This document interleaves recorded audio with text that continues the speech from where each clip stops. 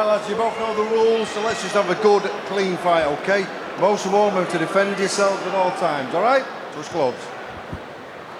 Second appearance of 2021 and only the third in nearly 2 years for the skillful, talented and still emerging middleweight Chris Eubank Jr. The 33rd fight for the 32-year-old who's targeting some major names.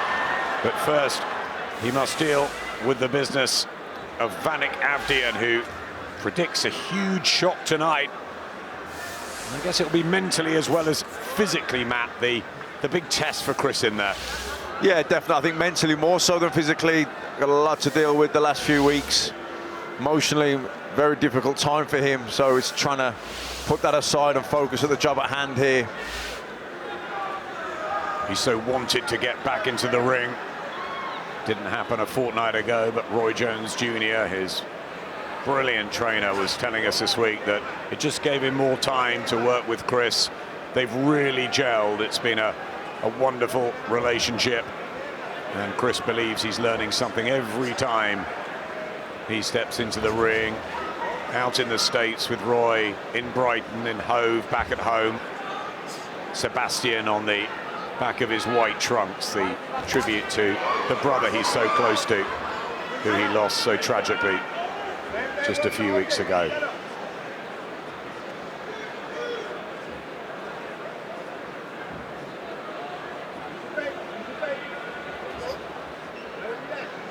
What of this southpaw, Awdijan? What can he bring? Nice left hand there. Yeah, timed that shot lovely. Eubank trying to come in behind a double jab, but Awdijan beat him to the punch with that straight left backhand. He's always had a very good chin, just like his dad, Chris Jr. Yeah, I think he was trying to find his distance here. He hasn't quite got it yet. Awdijan circling, moving, feinting, just trying to get the time of him at the minute. I think Eubank, you see him, he looked like he was going to lunge in with a left hook there. He's trying to set it up and didn't quite go for it. Awdijan, flashy, slightly cagey, awkward style, tall as well at 6'2". Yeah, he's got quite quick feet. He's good at spinning off there, getting on an angle. He's not standing in front of Eubank.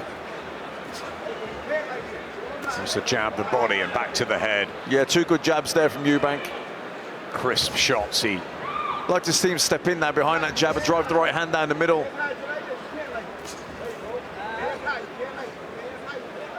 Always etched in concentration, isn't he? Eubank Jr. And always so athletic and fit and incredibly dedicated. Yeah, fantastic fitness, great stamina, really can fight at a ferocious pace. Nice right hand to the body there. Not overawed, Awdijan on his first visit to the UK. Only one defeat on the record. Former world champion, legend really, Roy Jones Jr. How we love to go and watch him train in Pensacola back in the day. Those blistering performances, including our own Clinton Woods, who felt the brilliance of Roy Jones Jr. at his peak. And now he's teaching Chris Eubank Jr. and has spent a lot of time in lockdown trying to perfect Eubank, who starts the second round strongly, having a look the first round, and Awdijan gave him one or two things to think about. Yeah, I thought Awdijan had the better of the first round. That straight left down the middle was certainly the best shot of the round. Eubank, though, I think just having a look.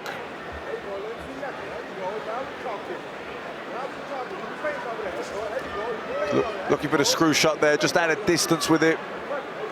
Just needs to get a little bit closer, maybe wait for the southpaw jab to come first, then slip outside and then come underneath with that screw shot, right hand down the middle. Some reddening in the face of Awdijan, just keeps moving and misses with the right hand there. Eubank by a whisker, just trying to measure Awdijan. Take care of the southpaw with the jab, which is always so useful, isn't it, against the poor-sider? Yeah, Awdijan's looking for that straight left down the middle, so when the jab comes from Eubank, he's going to try and counter it with that backhand left, so that's something Eubank's got to be mindful of. Again, there it is, nice left down the middle from Awdijan. Good shot. Eubank kind of ducked into it a little. How good was the backhand we saw 3 weeks ago when Alexander Usyk became the world heavyweight champion? Fantastic performance, wasn't it, from an elite southpaw?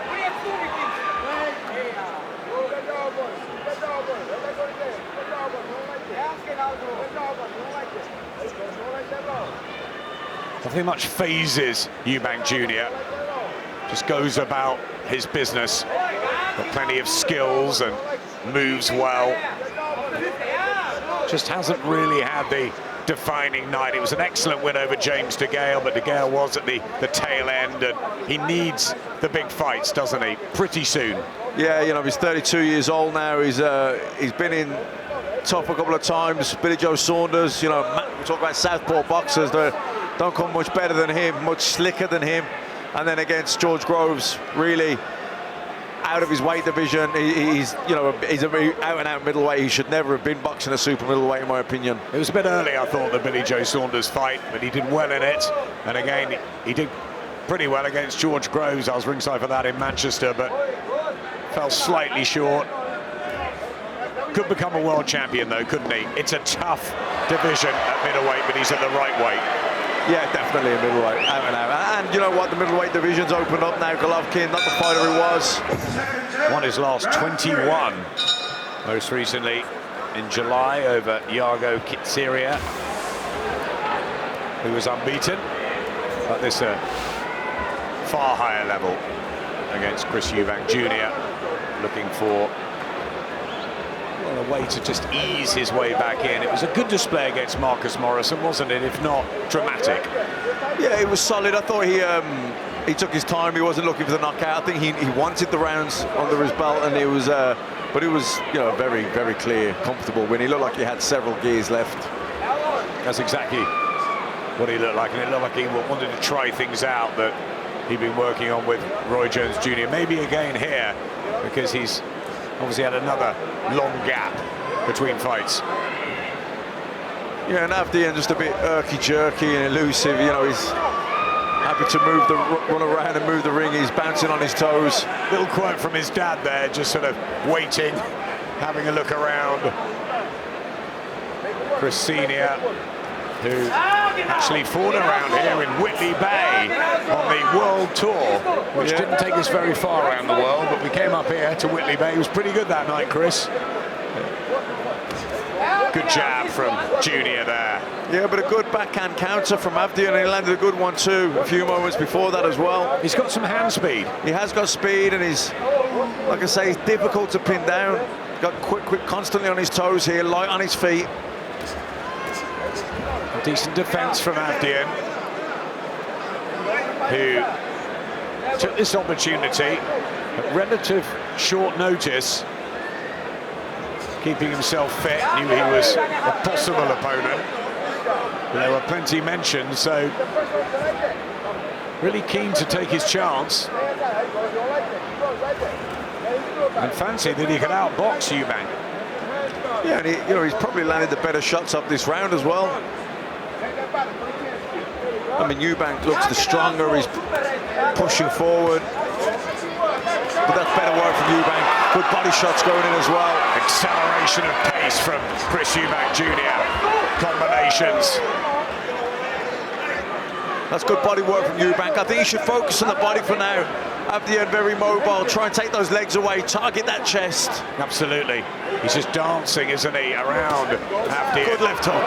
Yeah, beautiful work. Really putting the punches together far better.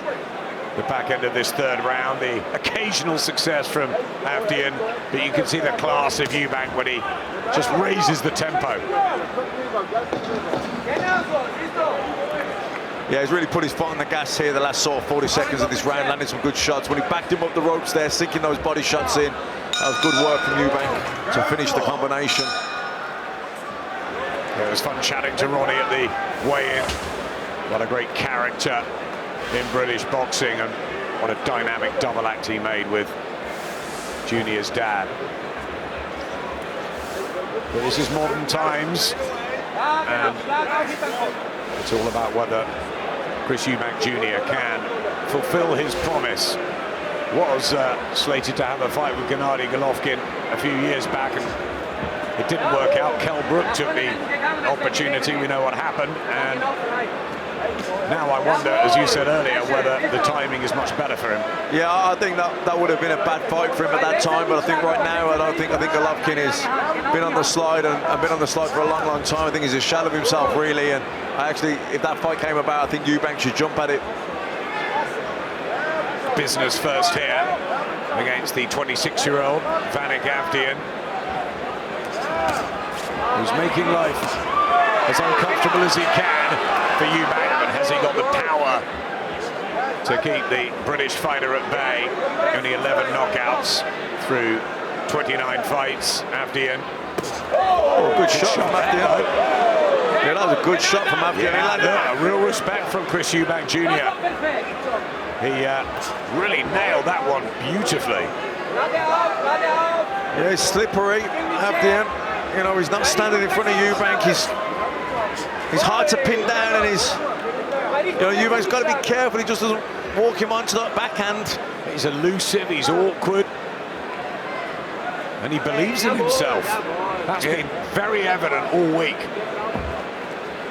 Yeah, very good, you know, and spinning off the ropes there, getting out of trouble. Going for the body shot though, Chris Eubank. Just momentarily trouble there. Yeah, that's better from Eubank. When he can pin him on the ropes and let the shots go, that's where he wants him. And that's what you were asking for. Target the body, slow your man down. Exactly. There, that's good body shots again. Ripping them in. Accurate from Chris Eubank Jr. You know, I think the final minute of the round is where Eubank's going to have his success. The first 2 minutes, the legs are going to be fresh. Oh, good left hand from Eubank. Beautiful again. Picked well. And they both had some nice shots in this. Good defense from Awdijan, but just not quite as fleet-footed. Well, I think the first 2 minutes of the round, he's going to be on his toes, he's going to be moving, he's going to be using up a lot of energy. Then in the third minute, that's when Eubank wants to step on him. There was a bit trouble there. Awdijan just looked at his corner.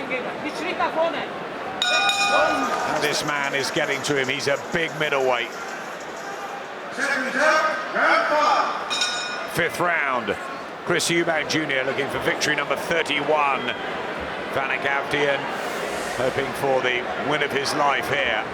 As you said, fast in the first few seconds of the round, and it's whether he can sustain that, the Armenian. Yeah, Awdijan comes out of the corner, he's bouncing on his toes, he's light on his feet, you know, and he's very slippery. It's difficult to pin down like that, but as the round goes on and progresses, he slows down a little bit last minute. The legs are tired because he hasn't stopped moving for 2 minutes, so that's when Eubank can capitalize on that and get on top of him and really target the body.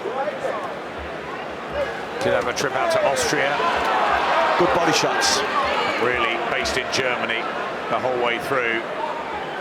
This is a new experience for him. Huge crowd. Good left hook. He just leans in. It's almost like a feint, and then lead left hook. Yeah, good work. Awdijan shrugs his shoulders, but just beginning to get to him. You sense Eubank Jr. And he's very good at breaking up a fighter as well. Yeah, now that he's felt the power a bit as well, Awdijan, he'll be burning more nervous energy. When he's moving, he's not as relaxed, there's more urgency, he feels under threat. He knows that Eubank can hurt him, so he's under the pressure here and, you know, looks to grab hold there. Stalking Awdijan.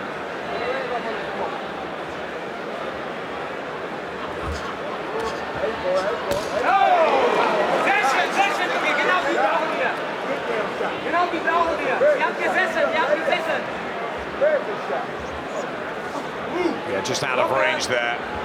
Awdijan not having the success he had in the first couple of rounds and in the fight, but the body language is not as good, and a right hand from Eubank just chipping away. Yeah, there's a couple of things happening here. Awdijan's legs are slowing down a little bit, the body shots are taking effect, and of course, and also on top of that, Eubank is starting to get the read of him, he's starting to time him.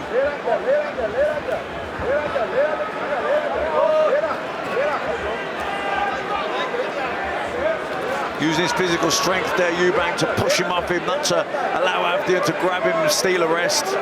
He wants to keep him working, keep him moving. It's constant, isn't it? Body shots, doubled up, whipped in just in front of us from Chris Eubank Jr. He knows he's getting to Awdijan, and at the back end of the 5th round, at the halfway stage. Breathing heavy there as well, just backed off and took a deep breath. Another round or two, I think Eubank might get to him. Yeah, he's in real ascendancy here, Chris Eubank Jr. And the difference in class now and the level that he's fought at, all mixing well for the man from Brighton. It is over, and Chris Eubank Jr.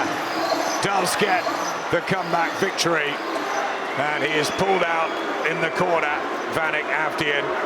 Well, we've had 2 corner retirements, the crowd not happy about that, but health and safety of the fighter, something's gone amiss with Awdijan, but it was in the last couple of rounds particularly getting really tough for him. I don't think Chris is very happy about that. No, I think he's annoyed. I think he feels that Awdijan's robbed him of his grandstand finish. He was getting to him, and I think another round or 2 and he would have got him out of there, he'd have knocked him out. And I think Eubank feels like, you know, he's taking that opportunity away from him. Ladies and gentlemen, our referee, Michael Alexander, accepted the retirement of the blue corner at the end of round number 5, declaring your winner, Chris Eubank Jr. Chris Eubank Jr. with the comeback win, and we'll get more reaction from him and his team after the break. So there's a big laugh and a smile between fighter and trainer. I'd love to know what was said there, but Chris, I'm going to come to you first. With everything that's happened to you in the last few months, just take us to the feelings that you had at the top of the ramp there before you got announced, where you were back under the bright lights doing what you do best. Yeah, I mean, you know, with everything that's happened over the last few months, it was good to be back home. This is my home in that four corner circle. That's my life. You know, I would have liked to have put more of a show. The guy came over and said I broke his rib with a body shot, and he couldn't continue. You know, it is what it is. We train hard for this fight, and listen, the guy came out southpaw. I was told he was orthodox, so we've been training for orthodox this whole time. The guy comes out southpaw. You know, it's just another obstacle I've got to overcome, I guess. When you switched it to the body in the 4th round, it was obvious that started causing him problems. So what Wanik Awdijan is saying does make sense. It seems to be that the switch to the body created opportunities. Yeah, listen, some guys can take shots to the head all day. Nobody can take body shots all day. And yeah, like I said, he came over, he said he thinks he popped a rib. So it is what it is. We're on to the next one, big fight in December. Yeah, it strikes a balance. You got some rounds, but also you got the stoppage victory as well. There's no obvious cuts or bruises. So does that set up a big fight in December? Is that what you're now geared towards? Absolutely, yeah. December, big fight, big name, fan fight, fan-friendly fight. Yeah, Sky Sports, baby, we're back. Great reception from the crowd in here. A very knowledgeable boxing crowd, but the Newcastle fans we've seen all week have got behind you. Yes, love Newcastle. It's always a pleasure to come up here. And if any of you guys have got any microwaves or anything you want me to sign after, I'll be outside with my pen, ready. I want 10% of the Chris Eubank Jr. microwave range when it comes out. Roy Jones Jr., going to bring you in here. There was some Roy Jones Jr. sort of working those body shots. Was that a chance for us to see what you've been working on? Yes, it's something we've been working on. With a change of opponents, we never know what we're going to get. So we try to take a bit of everything and be ready for whatever shows up. He's talking about the big names in that middleweight division. Is that your goal now? Do you believe that Chris is ready for the big names? Yes, I know he's ready for the big names. To see him patiently take a guy out with body shots says something different. I've never seen him do it before. So to see him show that patience for these people here in Newcastle, which I love Newcastle too, it was a beautiful thing for me. Can you put some names on the table for us? This is your platform. This is your opportunity. I'm not saying call people out, but who are you targeting? Anybody with a world title, anybody that the fans want to see me fight. A guy that keeps popping up is Liam Williams. I don't know, everybody seems to want that fight to happen. That's an option. You got that rat Saunders running around. He wants to fight me for $5 million. You know, the options are endless, but all I know is December onwards, big names, world titles. It's going to be a hell of a 12 months. let's just bring, I'm just going to do a rolling substitution. This is Sal, and just come to this microphone. He's still got the footwork. Your brother is obviously out in Riga with Maris Bradis, so best of luck to him tonight. Chris is mentioning big names. What can you tell us? What's on the table? What are the goals for December? Well, I think at the moment the middleweight division is on fire. Chris is at the top of that division. You know, there's a lot of guys out there that we want to fight. Billy Joe, obviously the rematch would be massive. Liam Williams, lots of names out there, and we're going to focus on one and get them. It's all smiles, but all the pressure's now on everybody else to make these fights. Yeah. Well done. We're ready to go.